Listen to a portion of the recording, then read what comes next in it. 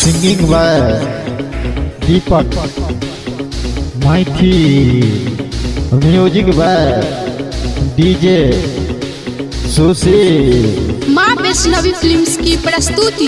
प्यार हमारा सकर के है दूर किया गेला, दूर गेला तुगे जानते याद किया गेला। प्यार हमारा सकर के है दूर किया गेला, दूर गेला तुगे जान तो याद किया गेला। तके जिंदगी में गम खुश रही सनम, तोरा बिना जीवो हम अकेले सनम। जोगे बेवफा सनम, तोरा बिना जीवो हम तोहर याद जब ये तो पीबो भी सकिया राम। जोगे बेवफा सनम, तोरा बिना जीवो हम तोहर याद जब ये तो पीबो भी सकिया राम।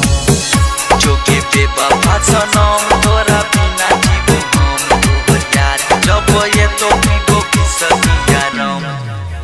हमर दिल चलैया अकेला, तू गई खेला न गई खेला। हमरा प्यार करेला छोरी गे तू ही दे सिखेला। हमर दिल चलैया अकेला, तू गई खेला न गई खेला। हमरा प्यार करेला छोरी गे तू ही दे सिखेला। हमरा अपना बनेला फिर दिल तोड़ देला, सीधा साधा छोरा के गई पागल बनेला। छोटे बेवफा सनम, तोरा बिना जीवो हम तोहर याद जब ये तो पीबो भी सकिया राम। जोगे बेवफा सनम, तोरा बिना जीवो हम तोहर याद जब ये तो पीबो भी सकिया राम।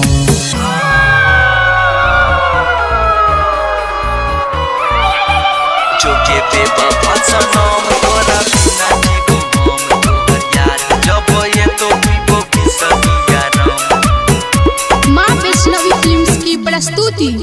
छलिए किस्मत के मारल, तोरा से दिल हमर लागल तोरे खातिर हे गे जान दिन रात चलिए जागा। छलिए किस्मत के मारल, तोरा से दिल हमर लागल तोरे खातिर हे गे जान दिन रात चलिए जागो। जान गेलै सब लोग की कह दे गेलो, हमर शीशा जका दिल चले जेली ओइ पे चोट। जोगे बेवफा सनम, तोरा बिना जीवो हम तोहर याद जब ये तो पीबो भी सकिया राम। जोगे बेवफा सनम, तोरा बिना जीवो हम तोहर याद जब ये तो पीबो भी सकिया राम।